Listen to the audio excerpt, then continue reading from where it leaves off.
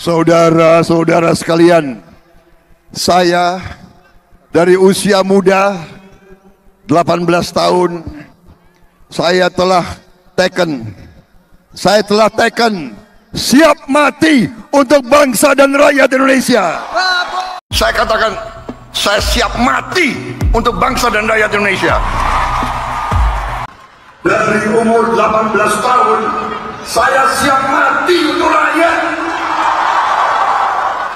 Apalagi masalah jabatan, masalah pangkat, masalah harta, karena kami siap menghadap Yang Maha Kuasa. Horas, Balige Akademi dari tepian Danau Toba yang indah sekali. Tadi dengarkan bahwa Prabowo Subianto, presiden kita semua, mengatakan itu pada saat Capres 2024 maupun setelah ia menjabat sebagai Presiden Republik Indonesia, presiden dari 280 juta lebih, mengatakan saya sejak usia 18 tahun sudah menandatangani siap mati demi rakyat, untuk rakyat, siap mati demi rakyat. Saudara-saudara, saya siap mati, itu berulang kali dia sebutkan. Tetapi sampai saat ini seperti kata pepatah orang asing, easier said than done, easier said than done. Lebih mudah dikatakan daripada dilakukan, karena orang dinilai bukan karena perkataannya, tetapi karena perbuatannya, implementasi atau kesesuaian antara apa yang dilakukan dengan apa yang dikatakan. Kalau tidak sesuai, yaitu sama saja omong kosong. Kalau memang Prabowo Subianto memang sayang rakyat, mati demi rakyat, siap mati demi rakyat, bahwa sebentar lagi akan menghadap Yang Maha Kuasa, maka dia akan all out untuk membela rakyat Indonesia. Dimulai saja dari dirinya sendiri. Di sini kita lihat Prabowo klaim punya tanah HGU 500.000 hektar. Bagaimana aturan pemilikannya di sini? Sebenarnya bukan kepemilikan tetapi penguasaan lahan HGU, hak guna usaha. Itu lahan rakyat yang dikuasai oleh mereka. 500.000 hektar dan 90.000 hektarnya itu ada di Aceh. Dimulai saja Pak Prabowo dari apa yang telah Anda kuasai, tanah rakyat, tanah negara yang 500.000 hektar yang sudah puluhan tahun Anda kuasai, lepas saja untuk rakyat lokal di sana. Terus sisanya sebagai hutan lindung yang sempat Anda janjikan juga mau diberikan kepada rakyat, tetapi kan mana implementasinya? Kalau memang siap mati untuk rakyat, mati itu bukan mati natural cause, artinya bukan penyebab alamiah, tetapi mati karena perjuangannya untuk rakyat, gitu, mulai saja lepaskan hak-hak yang Anda ambil selama ini dari rakyat, gitu loh. 500.000 hektar itu kan bisa jadi hutan lindung, bisa dibagi warga sekitar. Itu kan untuk pengentasan kemiskinan yang paling mendasar saya lihat. Makanya kalau benar-benar siap mati demi rakyat, coba ubah itu. Reformasi total itu, undang-undang agraria yang sudah tahun 60 itu, yang sudah sangat jadul. Undang-undang tahun Orde Lama itu, Presiden Soekarno. Bagaimana penguasaan lahan rakyat itu berbentuk HGU itu dibagi-bagi kepada korporat, gitu loh. Coba itu dibenahi sehingga ada batas kepemilikan korporat ini, gitu loh. Jangan sampai ratusan ribu hektar, seperti Sinarmas, Eka Cipta Wijaya sampai 3 juta hektar. Di mana? Makanya itu titik sentralnya coba reformasi undang-undang agraria tersebut. Jadi tidak ada ketimpangan sosial, bahwa benar Indonesia menganut sila kelima, keadilan sosial bagi seluruh rakyat Indonesia. Itu baru ya lewat kebijakan-kebijakan Anda sebagai presiden sekarang, ya di situ Anda bisa dinilai gitu loh. Apakah Anda benar-benar pro rakyat atau pro korporat, orang-orang elit? Anda sendiri pernah bilang dalam kampanye Capres 2019 kan bahwa 80% aset negara hanya dikuasai oleh 1% elit orang Indonesia. Nah, disitulah Anda berpihak kepada yang 1% ini atau kepada yang 80%. Atau kepada 99% rakyat Indonesia yang lain. Kan itulah implementasi dari apa yang Anda gaung-gaungkan. Baik selama Capres 2019, 2024 maupun setelah menjadi presiden. Kalau kita lihat udah 120 hari ini tidak ada tanda-tanda bahwa Anda mengatakan ketimpangan sosial, ketimpangan penguasaan lahan rakyat itu, lahan negara itu akan saya ubah, karena ini adalah salah satu topik utama bahwa rakyat itu mengalami ketimpangan sosial. Bayangkan saja di lokal saja, orang yang di setempat aja nggak dapat apa-apa, tiba-tiba korporat datang, dia bisa mengklaim dengan izin dari presiden atau menteri kehutanan dan lingkungan hidup, langsung ditebang itu hutan seolah-olah miliknya. Padahal orang lokal yang nenek moyangnya di situ saja tidak bisa mendapatkan 100 meter pun nggak bisa. 1 meter pun sudah datang itu polisi hutan untuk mengintimidasi mereka. Ya, sekaranglah waktunya Anda membuktikan kan bahwa Anda siap all out demi rakyat, siap menghadap Tuhan yang Maha Kuasa, our creator, itu loh, pencipta kita. Itu perlu dibuktikan Pak Prabowo Subianto. Jadi bukan hanya sekedar kata-kata, ya, easier said than done. Sangat gampang kalau perkataan, tetapi perbuatan itu yang susah, ya. Nah, inilah Pak, ketimpangan sosial di Danau Toba aja. Seorang Sukanto Tanoto sekarang bisa menguasai 167.000 hektar. Di manalah keadilan sosialnya? Di manalah pro rakyatnya? Semena-mena dia menghabisi pendapatan rakyat lewat hutan lindung selama ini, mencari kemenyan dan lainnya. Tetapi langsung dimiliki oleh ini, ya, dulu 200 ribuan, turun 186, turun lagi sekarang 167.000 hektar. Oleh seorang Sukanto Tanoto, orang lokal saja, di Tanah Batak 1 meter aja pun tidak ada hak guna usahanya. Tetapi negara langsung memberikan ini kepada seseorang atau korporat atas nama korporat atau badan hukum. Di mana pro rakyatnya? Sekaranglah Anda waktunya untuk mengubah ini semua. Ubah semua Pak, terutama reformasi undang-undang agraria yang sudah sangat jadul itu, ya, 1960 ditandatangani oleh Presiden Soekarno. Inilah orang-orang yang menguasai sekarang. Theodor Rahmat and Family, Martua Sitorus, Sukanto Tanoto, Peter Sonda, Haritanu Sudibyo, 62.000 hektar, Surya Paloh, Luhut bin Sarpanjaitan, Sakti Wahyu Trenggono, Osman Sabta Odang. Ya, ini lagi anak buah bapak ini, Erick Thohir dan keluarganya, 482.000 hektar, tambang di Kaltim, Kalteng, Sulsel. Ya, Saleh Husin, 81.000 hektar lebih, lahan kehutanan di Kalimantan Timur, Ferry Mursidan Baldan dan Hanifah Husain, 5.300 dan yang lainnya dan lainnya. Kan ini tidak pro rakyat, ini kan harus diubah. Ya, distribusi tanah, distribusi lahan dalam bentuk HGU, ya harus dibatasi lah. Ya, jangan seperti PP nomor 40, turunan dari Undang-Undang Agraria itu tahun 60, ya, PP 40 tahun 96. Tidak ada batas maksimum korporat atau badan hukum untuk menguasai lahan rakyat, lahan negara. Padahal ketika berperang melawan penjajah Belanda, semua orang, semua rakyat bersatu hanya dengan modal bambu runcing, untuk bahkan banyak yang tewas. Tetapi setelah merdeka kita, hanya orang-orang segelintir ini yang menguasai, yang seperti Bapak bilang lah. Nah, 1% elit ini menguasai 80% aset negara, terutama dalam bentuk HGU ini, hak guna usaha, untuk sawit, karet, ya, perkebunan dan pertambangan.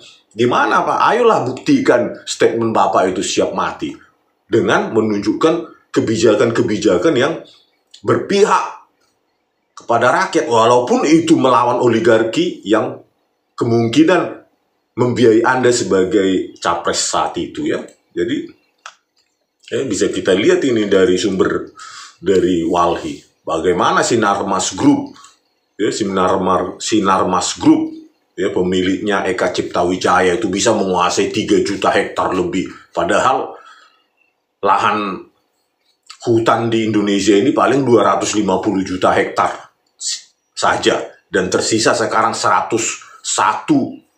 juta hektar lagi yang Anda akan terabas lagi 2 juta hektar ya.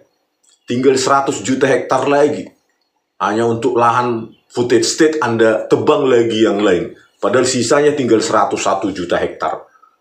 Padahal ini ada lahan-lahan yang dikuasai oleh kelompok-kelompok bisnis elit-elit ini yang harus dilepas gitu loh. Dibagikan ke rakyat untuk footage state, terutama rakyat-rakyat lokal sekitar sana yang tidak dapat apapun. Inilah yang namanya pro rakyat, Pak, siap mati demi rakyat. Ya, pembuktian lewat kebijakan inilah yang kita tunggu. Di samping penegakan hukum, tentu ya, karena tidak ada negara maju hanya hilirisasi tambang, Pak. Hilirisasi tambang lewat kaum elit ini malah menciptakan ketimpangan sosial. Ya, Lut bin Sarpanjaitan, Erick Thohir dan lainnya, kaum elit ini yang kaya lewat hilirisasi tambang itu. Ya, lahan rusak, hutan rusak, tetapi yang makin kaya yang 1% elit ini yang Bapak bilang itu. Ya rakyat cuma sekedar pekerja, gitu loh. Jadi ya makin ketimpangan sosial, makin gini rasio kita, makin menunjukkan ketimpangan sosial yang makin lebar, maka ada kecemburuan sosial. Tidak ada stabilitas kalau ketimpangan sosial semakin melebar. Kan begitu ya, mulailah dengan reformasi agraria ini, Pak. Jadi jangan ditunda-tunda lagi. Ya,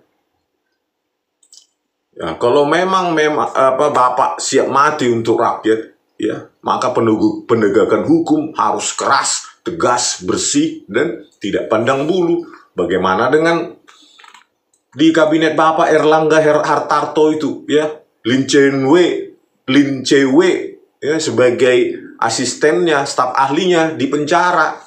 Sementara yang mengeluarkan kebijakan Erlangga Hartarto dan Muhammad Lutfi sampai sekarang masih aman. Padahal atas kebijakan mereka negara rugi 6 triliun, tetapi dia aman. Ya, itulah kalau perkataan lebih gampang diucapkan ya daripada dilakukan. Cobalah, Pak, seret orang ini ke penjara, negara sudah rugi 6 triliun, uang rakyat itu 6 triliun dibuat dia, ya, akibat kebijakannya, kebijakan ekspor dia, ya, Indonesia yang paling kaya sebagai eksportir CPO terbesar di dunia, malah minyak goreng langka akibat perbuatannya orang ini. Ada orang yang antri bakat sampai mati. Udah gitu kerugian negara mengeluarkan subsidi triliunan, 6 triliun itu entah berapa triliun itu, sampai negara rugi. Tetapi kerugian negara itu tidak dipertanggungjawabkan orang ini dan Anda angkat di kabinet. Kan kontraproduktif terhadap statement yang Anda keluarkan siap mati demi rakyat. Ya. Begitu juga ini Sugiono. Bagaimana, Pak? Walaupun ini dari partai Bapak, sikat lah. Gitu loh. Kalau memang mati demi rakyat. Jangankan cuma satu partai. Keluarga pun harus diantarkan sendiri ke penjara. Itulah kalau demi rakyat. Ya, Sugiono ini lewat Nistra Yohan, ya, dalam korupsi BTS 4G. Itu menerima 70 miliar untuk Komisi 1, dibagikan Komisi 1 DPR pada tahun periode 2019-2024. 70 miliar, Pak, uang rakyat itu korupsi BTS 4G. Ya. Jadi bagaimana kalau orang-orang ini masih malah menjadi menteri luar negeri? Ya, harusnya semua diberangus itu semua. Siapa yang menerima di Komisi 1 DPR tahun 2019-2024? Siapa saja. Ya, 70 miliar itu dalam keputusan, Pak. Ya. Dalam keputusan itu sudah ada saksi-saksi, tapi tidak ditindaklanjuti oleh Jaksa Agung. Karena apa ya? Takut. Kecuali ada instruksi eksplisit dari Pak Prabowo Subianto, tangkap semua. Saya yang tanggung jawab, saya apanya. Kan gitu. Ya.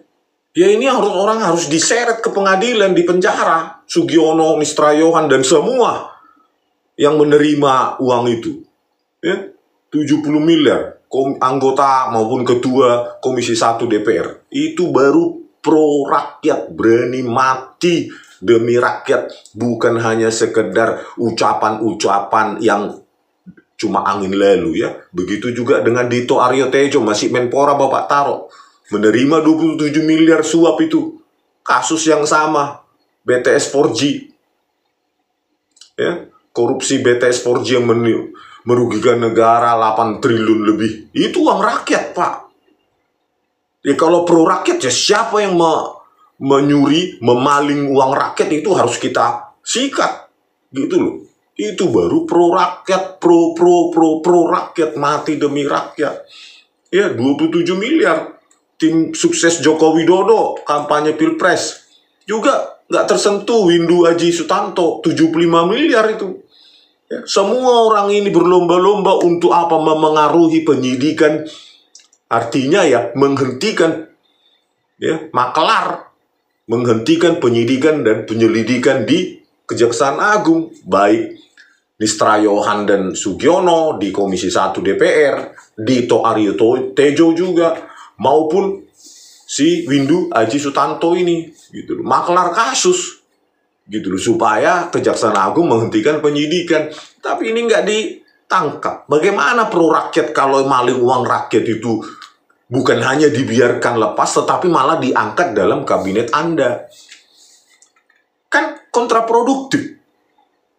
Ya, kalau orang bilang ya omon-omon ya, itu namanya omon-omon. Gitu loh. Ya, statement omon-omon. Jangan sampai Anda terkenal sebagai presiden omon-omon. Ya, ucapan apanya ketika di podium berorasi seperti macan, ya, pada saat implementasi kucing meong, ya, diusir aja gini, siram air langsung lari, kan gitu.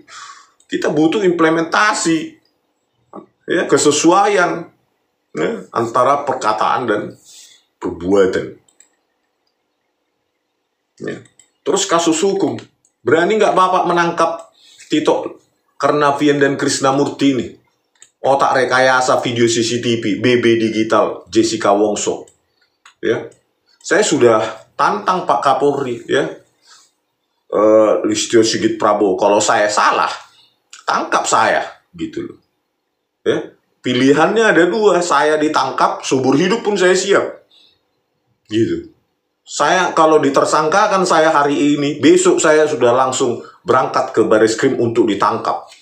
Di penjara. Kalau saya salah, mereka buktikan saya salah. Ya. Video CCTV Jessica Wongso direkayasa oleh Bareskrim Polri, Pak. Lewat kepala laboratorium forensiknya, Muhammad Noah Lazar, dulu AKBP, sekarang Kombes, ini orang. Ya. Ini loh Pak, rekayasa kasus seperti ini loh, pengkhianat negara. Siapa Kapoldanya saat itu? Ya Tito Karnavian. Direktur Reskrimumnya Krisnamurti. Kalau Bapak pro rakyat berarti pro penegakan hukum. Jangan sampai rakyatku direkayasa hanya karena untuk jenderalmu, prestasimu. Ini mereka dua, Pak. Ya. Kalau saya salah, saya sudah teriak-teriak 1 tahun ini. Supaya apa, Pak? Bukan karena Jessica, Pak. Bukan bias pribadi, nggak ada. Saya nggak kenal mereka. Ya, Jessica maupun Tina Cirebon. Nggak kenal. Tetapi supaya jangan terjadi lagi rekayasa kasus, rekayasa barang bukti digital di kasus yang lain. Bapak pun bisa direkayasa kalau seperti ini kinerja kepolisian. Bisa direkayasa, gampang Pak. Barang bukti digital itu direkayasa. Nah, kalau pro rakyat, siap mati demi rakyat, tangkap itu Tito Karnavian dan Krisnamurti. Atau tangkap saya, kalau saya salah. Gitu Pak. Ya. Begitu juga kasus Tina Cirebon. Pak, bagaimana ini Pak? Rudiana, kok sepertinya di atas hukum dia, ya? Inilah kesaksian mereka di pengadilan. berkesesuaian semua. Bahwa mereka dipukul kepalanya pakai gembok, disuruh minum air kencing, ya, terus penyiksaan lain-lain. Ada yang pinggangnya ditembak. Bagaimana ini sampai seorang Ibtu saja, Rudiana dan lainnya itu bisa tak tersentuh, untouchable oleh hukum positif, hukum negara kita. Bayangkanlah, seorang Rudiana, Ibtu saja nggak bisa kita selesaikan republik ini. Di republik ini penegakan hukum. Bahkan bukti ilmiah pun sengaja tidak dihadirkan di persidangan, tidak dibahas. Ekstraksi SMS pada pukul 22.14.10 yang harusnya membebaskan mereka karena tidak sesuai time frame-nya dengan tindakan yang dituduhkan, gitu loh, yang dituntut, yang didakwa.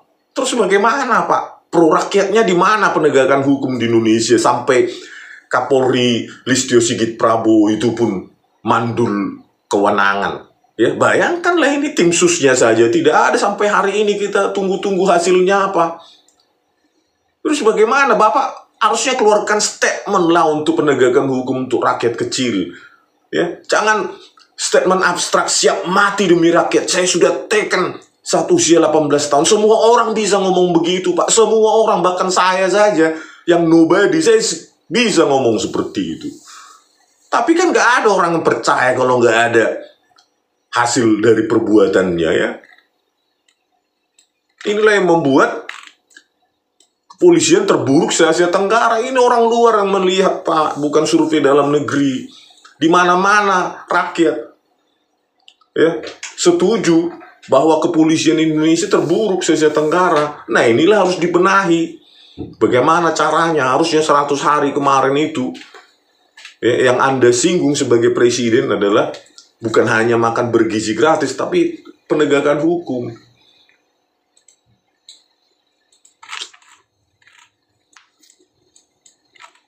Terus untuk kasus 6 laskar FPI, Bapak pasti sudah dengar bagaimana rekayasa barbar brutal biadab yang dilakukan kepolisian. Bisa nggak Bapak selesaikan ini di zaman periode 5 tahun ini? Jangan dulu bicara Capres 2029, Pak. Jauh kali itu. Ya, banyak hal terjadi dalam 4-5 tahun ke depan, dinamika politik. Jauh, jangan pikirkan dulu Capres 2029. Ini dulu urus 6 laskar FPI ini, ya, dibantai secara barbar brutal biadab dan di persidangannya hanya mengandalkan pengakuan dari 2 terdakwa polisi. Tidak ada bukti ilmiah apapun. 2 terdakwa polisi. Ada nggak, Pak, pengadilan, ya, diputuskan, ya, keyakinan hakim hanya berdasarkan keterangan 2 terdakwa polisi itu. Ya, rekonstruksinya, reka adegannya itu semua hanya dari keterangan. Tidak ada konfrontasi, validasi, konfirmasi dari bukti ilmiah apapun karena sudah dihancurkan oleh polisi itu. Bisa nggak Bapak selesaikan ini? Kami tunggu-tunggu. Mana hasilnya?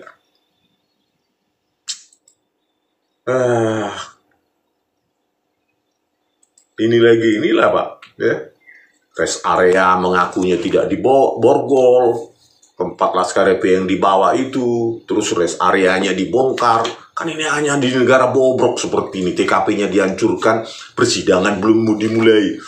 Ya, tidak ada garis polisi, sisi fiber optik 20 jam sebelum kejadian putus. Coba lah, nggak malu kita sebagai negara besar seperti ini, ya. Ya, Timur Leste saja mendengar ini, tertawa ini penegakan hukum semacam ini. Ya, saya yakin kepolisian di Timur Leste jauh lebih baik daripada di Indonesia. CCTV dan HP masyarakat di rest area KM 50 diperintah polisi untuk dihapus, tetapi polisi yang memerintah itu tidak ditangkap, dipecat, dipidanakan. Rekonstruksi atau reka adegan hanya berdasarkan pada keterangan terdakwa. Ya, rekonstruksi inafis pun yang ahli katanya ilmiah, masa hanya berdasarkan keterangan terdakwa, tidak ada fingerprint analisis, tidak ada face atau object recognition dari video CCTV. Karena apa? Sudah dibilang putus, udah dihapus.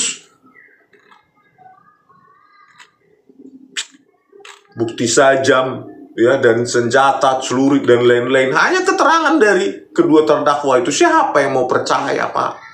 Siapa yang mau percaya omongan Bapak itu bahwa rela mati demi rakyat? Ini kita bukan berperang melawan negara lain, Pak, tetapi pengkhianat-pengkhianat di Indonesia ini, di dalam tubuh kepolisian, terutama yang mengkhianat, bahkan di kabinet Anda sendiri, Sugiono, Erlangga Hartarto, Dito Aryo Tejo, kok malah dimuliakan? Tito Karnavian, parah.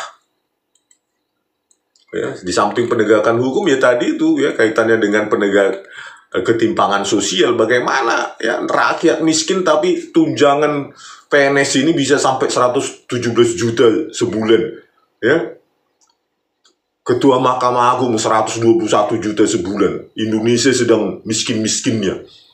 Ya, APBN masih dalam proyeksi 3.000 triliun. Tetapi bayar pokok hutang dan bunga hutang 1.353 triliun untuk tahun 2025. Sisa cuma 1.600-an triliun. Tetapi ASN tunjangannya gila-gilaan. Tidak ada merasa miskin. Coba Pak, ada yang 29 juta, ada yang 117 juta, 121 juta.